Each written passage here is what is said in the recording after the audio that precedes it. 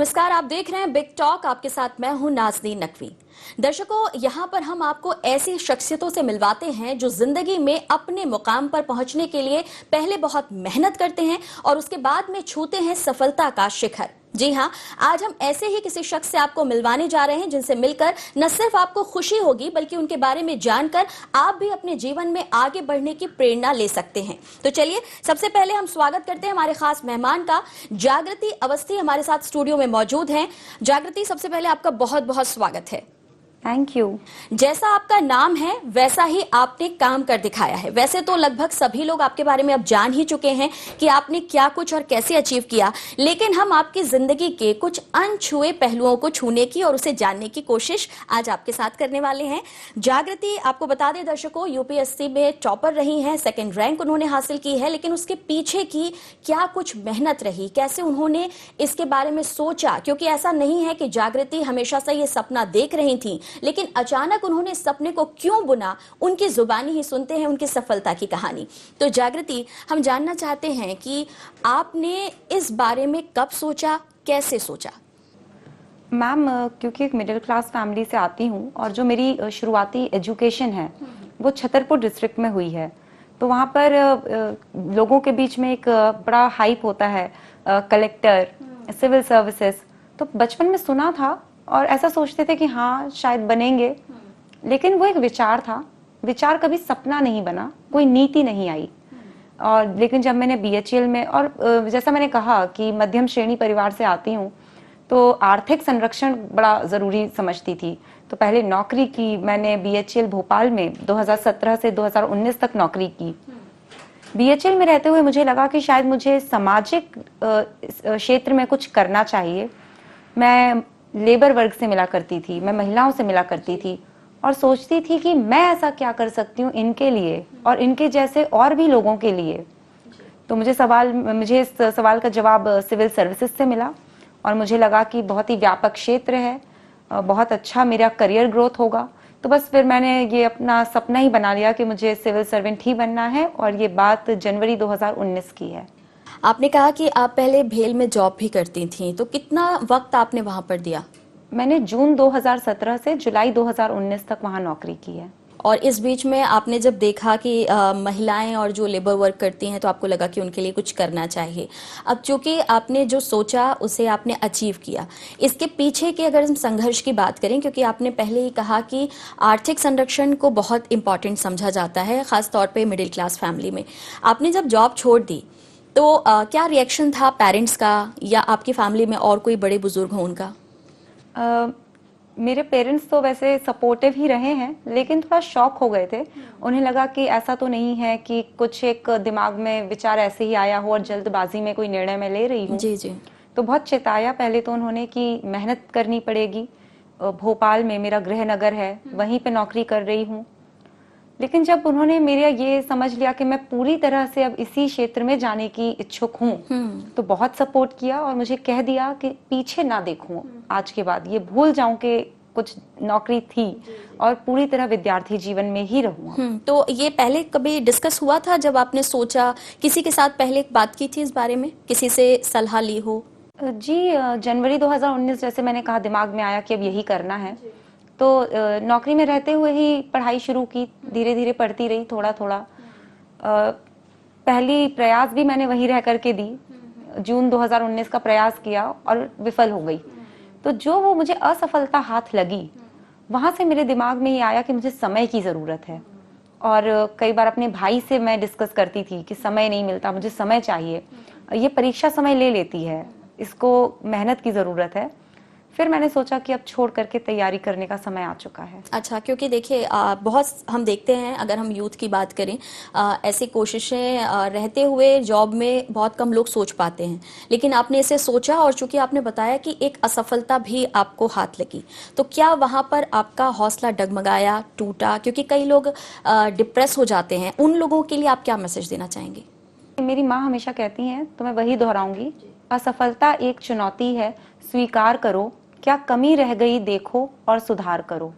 तो जब मैं पहली बार असफल हुई, मेरा पूरा ध्यान इसी पर था कि कमी कहाँ रह गई। तो बस मैं दूसरों से भी यही कहूंगी कि अपनी कमियां देखें और असफलता हुई है उसको सफलता में तब्दील करें। बिल्कुल। जब आप भेल में जॉब करती थी तो रूटीन आपका टाइम होगा ऑफिस जाने का और आने का, लेकिन जब आपको ये सफलता मिली और उसके बाद जैसा कि सबने देखा आपको जिस तरीके से सम्मान मिला है, जिस तरीके से लोगों ने आपको समझा, आपकी तारीफ की, वो पल कैसा था आपके लिए? मुझे बहुत अच्छा लग रहा है। मैं तो धन्यवाद देना चाहती हूँ उन सभी लोगों का जिन्होंने मुझे इतना प्यार दिया। साथ ही ये लगता है जब हमारी मेहनत सफल हो और हम वजह हो किसी की मुस्कुराहट के, उससे ज्यादा खुशी शायद इस जीवन में नहीं है। तो बहुत खुश हूँ। चलिए, अब आपकी खुशी के बारे में थोड़ा सा और आपसे हम जानने की कोशिश करेंगे, क्योंकि पढ़ाई को पूरा वक्त देना था और आपने दिया, इसके लिए आपने सेक्रीफाइस किया अपनी जॉब का और पूरे तरीके से आप फोकस करने लगी स्टडी पर। लेकिन पढ़ते पढ़ते भी कुछ घंटे होंगे जिस वक्त आप खुद को रिलैक्स करना चाहती होंगी। उन पलों को आपने किस तरीके से जिया? क्या आपने म्यूजिक का सहारा लिया, क्या आपने स्पोर्ट्स का सहारा लिया या योग किया? क्योंकि इस बीच में कोरोना का पीरियड भी था और लोग बहुत ज़्यादा परेशान थे। आपने उस चैलेंजिंग टाइम में जॉब छोड़ी, तो कैसे उस पीरियड को आपने मैनेज किया? मैम, सबसे पहले तो मैं ये कहूँगी कि मैं अपने आप को बहुत लकी और प्रिविलेज मानती हूँ, क्योंकि लोगों ने बहुत कष्ट झेला है इस बीच में और मेरे लिए तो इस तरह की कोई दिक्कत नहीं थी। साथ ही अपने डेली रूटीन को बैलेंस रखने के लिए मैं सुबह 30 मिनट की कम से कम एक्सरसाइज करती थी, भाई के साथ खेलना या वॉक करना। अपने दिन को डिवाइड कर लेती थी, 4 घंटे का स्लॉट बनाया, फिर कुछ घंटे आराम किया या लंच के साथ थोड़ा आराम कर लिया, कोई वेब सीरीज देख ली।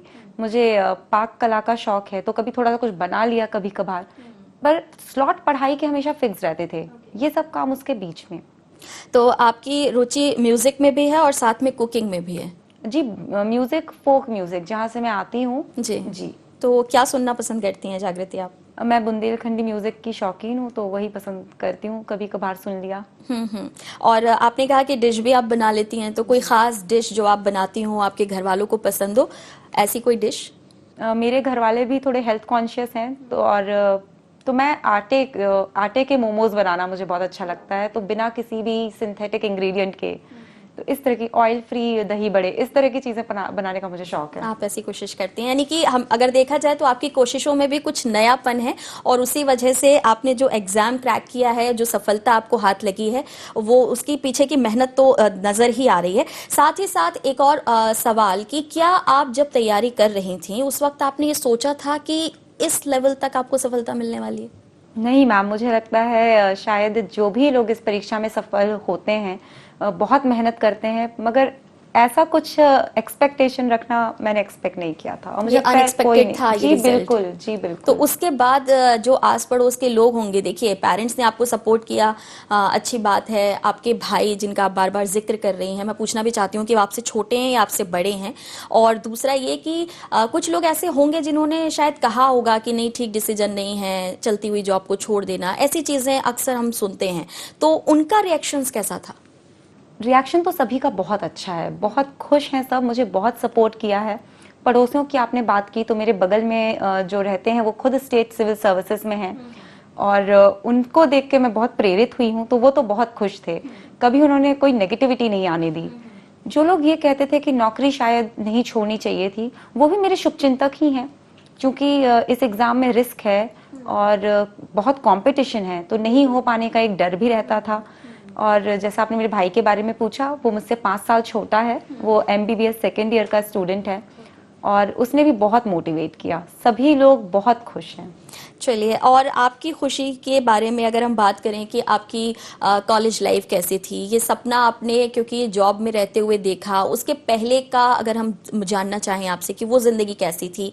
आप बाहर जाना पसंद करती थी, खेलना पसंद था, या फिर कुछ और, जो कोई और सपना देखा हो, या फिर आपने सोचा था कि एक जॉब करनी है और उसके बाद आगे की लाइफ सेट करनी है? जी, जब मैं कॉलेज में थी तो एक बैलेंस लाइफ जैसे एक नॉर्मल स्टूडेंट की होती है। मैं मैनेट भोपाल से पढ़ी हुई हूँ, तो रोज स्कूल जाना, जो भी वहाँ वो कॉलेज जाना, जो भी मैं इलेक्ट्रिकल इंजीनियरिंग की स्टूडेंट हूँ, तो उसमें अच्छा करना, दोस्तों के साथ थोड़ा समय बिताना, हर चीज़ थोड़ा बहुत करती रहती थी। जहाँ तक सपने की बात है तो कॉलेज में तो यही सपना था कि अच्छे से पढ़ लिख करके कोई नौकरी मिल जाए, तो पूरी तरह से ध्यान वहीं रहता था। अब चूंकि ध्यान आपको एक दूसरे काम में लगाना है और खासतौर से अगर हम ग्रामीण क्षेत्रों की बात करें, वहां के डेवलपमेंट की बात करें, योजनाएं सरकार बनाती है, लेकिन उसके क्रियान्वयन की बात करें और खासतौर से अगर जमीनी स्तर पर क्रियान्वयन की बात हो, अक्सर शिकायतें सामने आती हैं। तो उसमें आपको क्या लगता है कि क्या चेंज करने की जरूरत है? जी मैम, जैसे आपने कहा कि ज़मीनी स्तर पर क्रियान्वयन की जो समस्याएं हैं, पहले से ही सरकार कई कदम उठा रही है। हम पंचायतों के थ्रू पहुंचा रहे हैं लोगों को सारी सर्विसेज, और डिजिटल टेक्नोलॉजी का यूज़ किया जा रहा है। कई तरह के ऐसे कार्यक्रम हैं जहां गांव के लोग मिलकर ही गांव के लोगों की मदद करते हैं। जहाँ तक कमी की बात है, तो कमियां तो हैं और उच्च स्तर पर लगे हुए हैं एफर्ट्स। मतलब मैंने जब खुद पढ़ाई की तो मुझे पता चला कि कितना ज़्यादा सरकार सभी लोगों के लिए काम करती है। तो मैं कोशिश करूंगी कि जब मैं सर्विसेज में आऊं तो ज़मीन पर उतर करके इन सभी स्कीम्स को हर उस व्यक्ति तक पहुंचा सकूं जिसको इनकी ज़रूरत है। ग्रामीण क्षेत्रों में अक्सर देखा जाता है कि लोग जाना पसंद नहीं करते, हालांकि इस तरीके के जॉब में ऐसी चॉइसेस नहीं होती हैं। लेकिन अगर आप यहाँ पली बड़ी हैं, आपका जिस तरह का बैकग्राउंड है, जब आप वहाँ जाएंगी आपको अभी क्या देखने पर नजर आ रहा है कि किस बड़े बदलाव की जरूरत है? योजनाएं अपनी जगह है, क्रियान्वयन भी हो रहा है, लेकिन उसके बाद भी जो कमी दिख रही है उसे दूर करने के लिए आपके पास कोई आइडिया या आपने कोई रोड मैप सोचा है कि मैं इस तरह से काम करूंगी ताकि कुछ नयापन दिख सके? जी, ग्रामीण क्षेत्रों के विकास में काम करने में तो मेरी रुचि है, तो चॉइस मेरी इनफैक्ट वो है ही। और मेरा जो रोड मैप होगा वो एक मेरा विजन है कि आर्थिक जो वहाँ पर अपॉर्चुनिटीज हैं वो कम अवसर होते हैं गांव में कृषि के अलावा। तो इन अवसरों को बढ़ाया जाए, घर घर में उद्योग हो, घर घर में एक बिजनेसमैन बिजनेस वोमन निकल करके आए, तो ऐसा कि गांव का कल्चर जो है वो भी वही रहे और उसी के साथ साथ गांव विकास का इंजन बन जाए। बिल्कुल। तो इस सोच के साथ जब आप आगे बढ़ेंगी तो आपको अपनी टीम में भी ऐसे लोगों की जरूरत होगी, तो उस टीम वर्क को करने को लेकर, क्योंकि अक्सर एक के मत्थे बात नहीं बन पाती है, सबको मिलकर काम करना पड़ता है, तो इन चीजों को आप कैसे देख रही हैं? क्योंकि आपके साथ हो सकता है कुछ जो, अगर हम बात करें ग्रामीण क्षेत्रों में जिस तरीके से लोग होते हैं, उनकी एज ज़्यादा होती है, इंटरेस्ट नहीं लेते हैं, उनमें वो इंटरेस्ट पैदा हो सके ताकि लोगों तक सही सुविधाएं पहुंचे, उसे आप कैसे हैंडल करने वाली हैं? जी, मैं लीड बाय एग्जाम्पल जो कहते हैं उसमें यकीन रखती हूँ। खुद प्रयास करूंगी आगे से। जैसे आपने कहा, बुजुर्ग होते हैं, कई बार उनकी एक तरह की मानसिकता होती है, उनको ट्रस्ट डेफिसिट भी हो सकते हैं। उनसे डायरेक्टली मिलना, पंचायत के थ्रू बात करना, लोकल लैंग्वेज जो उनकी खुद की मातृभाषा है उसको हो सका तो सीख लूंगी। अगर थोड़ा बहुत बेसिक सीख करके मैं उनसे बात कर सकूं, उनके एक्सपीरियंस को यूज कर सकूं, क्योंकि उनका बड़ा ज्ञान होता है उस क्षेत्र को लेके, तो उनको उस प्रोसेस में खुद पार्टिसिपेंट बनाऊंगी ताकि वो मेरे साथ काम कर सकें। बिल्कुल। जागृति, क्योंकि यूपीएससी का एग्जाम देना ही अपने आप में एक बड़ा चैलेंज रहता है, जैसा कि आपने भी कहा कि बहुत कंपटीशन है, बहुत सारे लोग सिर्फ सोचते रहते हैं, कई बार उसमें सफलता मिलने या ना मिलने की जद्दोजहद में ही चीज़ों को सोच भी नहीं पाते हैं, लेकिन आपने इसे सोचा और करके दिखाया। कितना वक्त आपने पढ़ाई के लिए दिया? ये तो आपने मुझे बताया कि आपने एक चार्ट के मुताबिक सब कुछ किया है, लेकिन वो चार्ट कैसा था? उसमें पढ़ने के घंटे कितने थे, आपके आराम के घंटे कितने थे, और क्या वो कभी आप उसे शफल भी करती थी या सेट पैटर्न को ही आपने लंबे वक्त तक फॉलो किया है? मैम, पहले तो मैं अपनी अवधि बता दूं कि मैंने कहां से कहां तक किया है। जनवरी 2019 से जुलाई 2019 तक, क्योंकि जॉब में थी तो एक अलग तरह का शेड्यूल होता था, जब टाइम मिला पढ़ लिया, कुछ फिक्स नहीं था। हालांकि जब मैंने जॉब छोड़ी और मेरे पास पूरा साल होता था पढ़ने के लिए, तो मैंने शुरुआती जो महीने हैं उसमें 8 से 10 घंटे पढ़ाई मैंने रोज की है। जुलाई 2019 से सितंबर 2021 तक की है। और जैसे जैसे परीक्षा पास आती थी घंटे बढ़ते जाते थे, 10 से 12 हो जाते थे। फिर जो सीधे वही महीना है जब एग्जाम होनी होती थी, तो वो 12 से 14 घंटे की पढ़ाई निकल करके आ जाती थी।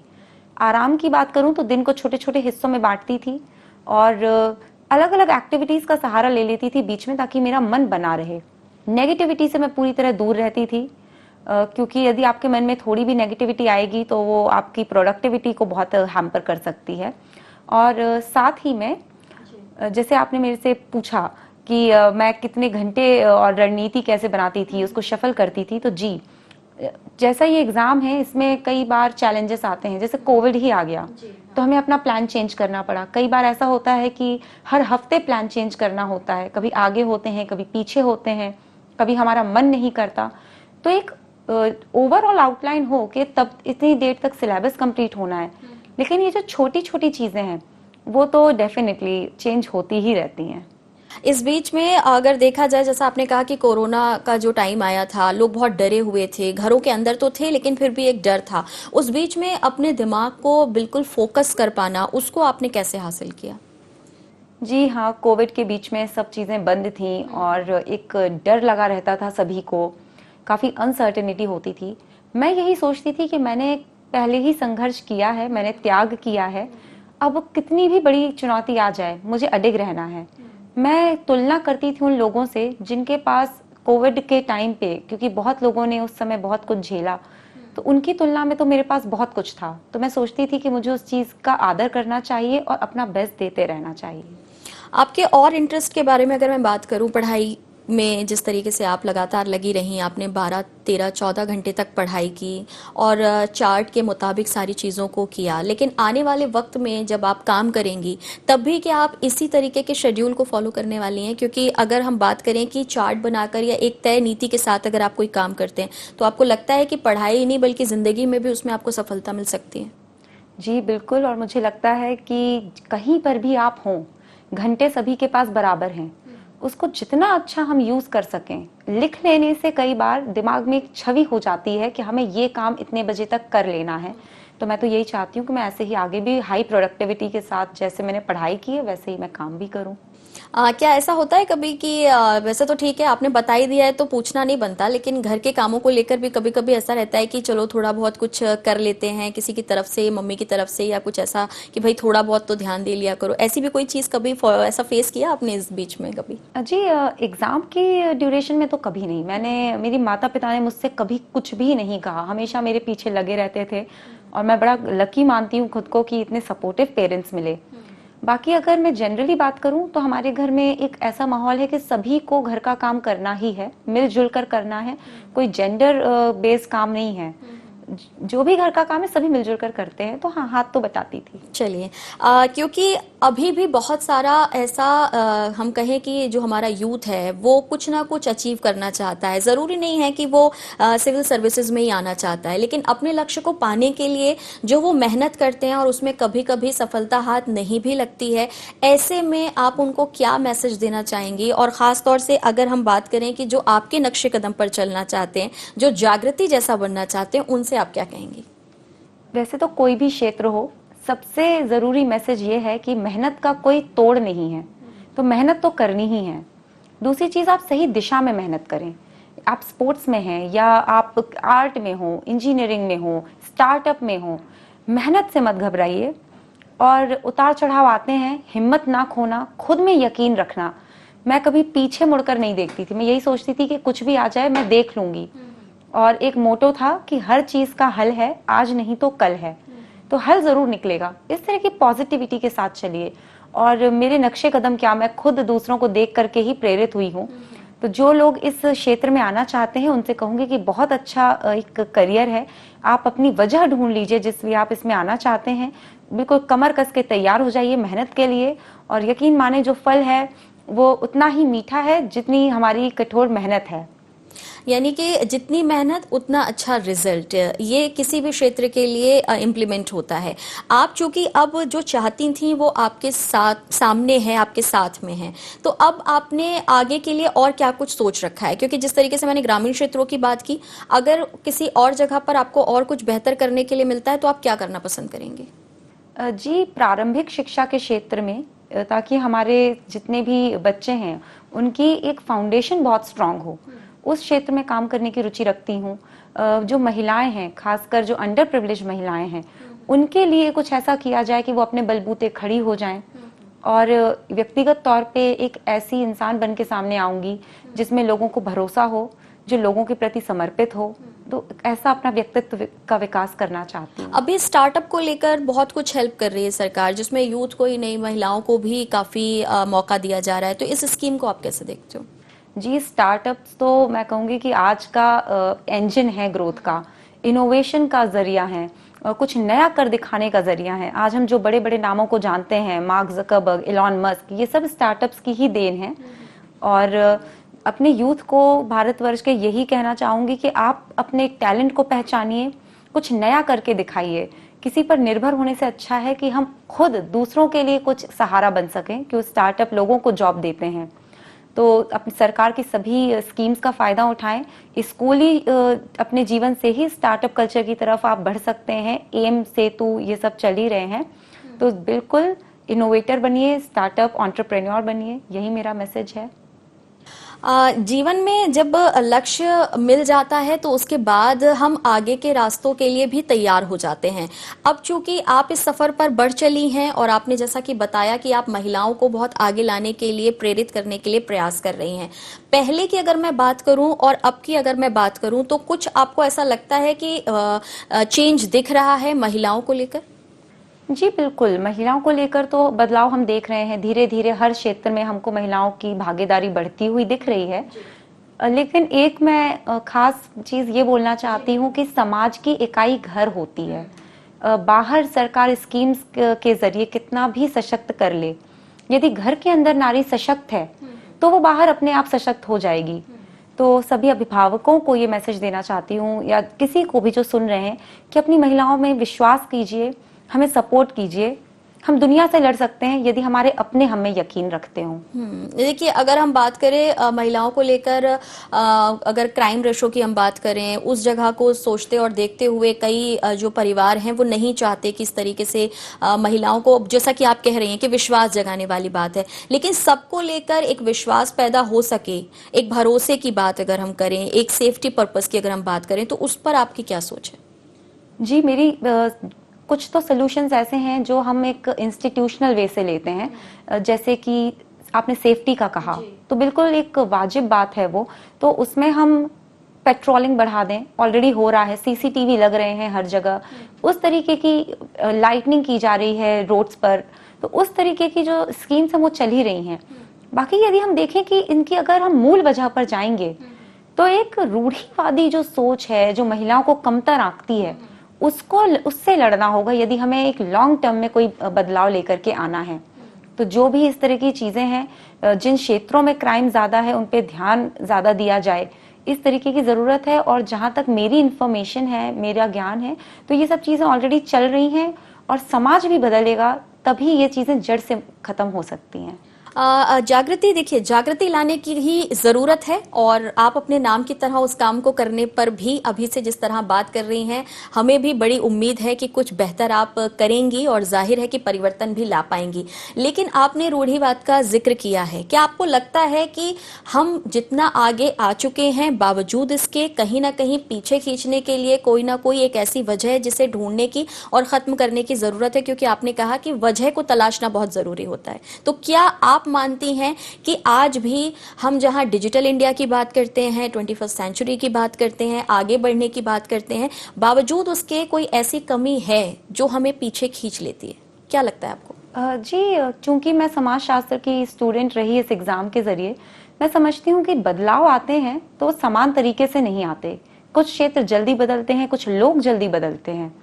तो अभी भी कुछ ऐसे तथ्य हैं जो महिलाओं के प्रति उनकी धारणा अभी है कि वो कमतर हैं, या खासकर यदि हम पिछड़े इलाकों में देखेंगे तो ऐसी मानसिकता ज्यादा देखने को मिलती है। तो यही मेरा एक संदेश होगा कि इस तरीके की मानसिकता से लड़ने की जरूरत है।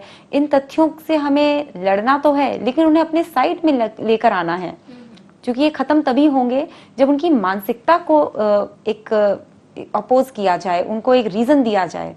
तो आपको लगता है कि इसकी शुरुआत घर से भी होनी चाहिए, स्कूल में भी होनी चाहिए और बाकी जगह भी होनी चाहिए? हमारे आसपास ही वो हेल्दी एटमॉस्फेयर होने की ज़रूरत है, तभी आप भी अगर जीवन में कुछ बड़ा करना चाहते हैं तो पॉसिबल हो सकता है? जी मैडम, बिल्कुल। आप महिला हैं, आप यहाँ बैठी हुई हैं, आपकी भी जर्नी में आपने ये महसूस किया होगा कि जो हमें घर में संस्कार मिलते हैं, घर में सपोर्ट मिलता है, जब हमारे विद्यालय में हमको टीचर्स शाबाशी देते हैं, आगे बढ़ने के लिए कहते हैं, वो जीवन भर हमें आगे ले करके जाती है। तो ये हर महिला की कहानी है और हर क्षेत्र की कहानी है। हमें हर कदम पर, खासकर जो हमारी शुरुआती जीवन है, वहाँ हमारे शिक्षक, हमारे रिश्तेदार, माता पिता, सभी को हमें सपोर्ट करना चाहिए। जागृति, आपने जिक्र किया था फोक म्यूजिक का, मैं थोड़ा सा वापस उस पर लौटना चाहती हूँ क्योंकि वक्त भी घट रहा है। क्या गाना सुनने के साथ साथ गुनगुनाना भी आपको पसंद है? जी, अब क्योंकि उस क्षेत्र से हूँ, सुनने में ज्यादा रुचि है। गला कभी मेरा सुरीला तो रहा नहीं है, कभी कभी थोड़ा बहुत गुनगुना लेती थी। तो क्या आप आज इस पल में कुछ गुनगुना के हमें सुनाना पसंद करेंगी, भले ही 2 लाइन हो? मेरा गला खराब है लेकिन मैं थोड़ा सा गा नहीं, कोई देती हूँ। बात नहीं, हम और वैसे आज भी मैंने बात यूं ही महिलाओं की बहुत की बिल्कुल है। जी। तो ये जो गाना है बुंदेलखंडी में है, क्योंकि मैं बुंदेलखंड से हूँ। एक महिला अपनी माँ से कह रही है कि मेरी शादी गांव में मत करना, क्योंकि गांव में एक तरह का माहौल है, वो बुंदेलखंड में थोड़ा सा ज्यादा है, तो इसलिए। तो वो कहती है, मुरी शादी ना करियो देहात में, अम्मा तो से सही कात में, करने पड़त बहुत सौ काम, जाने पड़त दूर और हाथ। ऐसा गाना है। यानी कि मैं ये कह सकती हूँ कि अभी भी ग्रामीण क्षेत्रों में उस परिदृश्य को समझते हुए ही किसी ने ये गीत लिखा होगा, और जो महिला है वो चाहती है कि शायद बड़े शहरों में जाकर कुछ बड़ा अचीव करने की कोशिश वो कर सकती है। यानी कि ग्रामीण क्षेत्रों में, जैसा कि आपने कहा कि बदलाव के लिए आप काम करेंगी, तो मुझे लगता है कि आपकी जो सोच है उसको आप पूरे तरीके से इम्प्लीमेंट कर पाएं, ताकि ऐसी महिलाओं की वाकई में आने वाले वक्त में जिंदगी संवर सके। जागृति, आपका बहुत शुक्रिया हमें समय देने के लिए, और आपको एक बार फिर से बहुत बहुत बधाई। तो दर्शकों, जागृति के साथ हमने जो वक्त बिताया है, उम्मीद करती हूं कि जैसा उनका नाम है वैसा उन्होंने काम किया है, और उनको सुनने और समझने के बाद अगर आप भी ऐसी कोई कोशिश करना चाहते हैं तो उस कोशिश में लगे रहिए, क्योंकि कोशिश ही आगे सफलता गढ़ती है। बहुत बहुत शुक्रिया, दीजिए इजाजत, नमस्कार।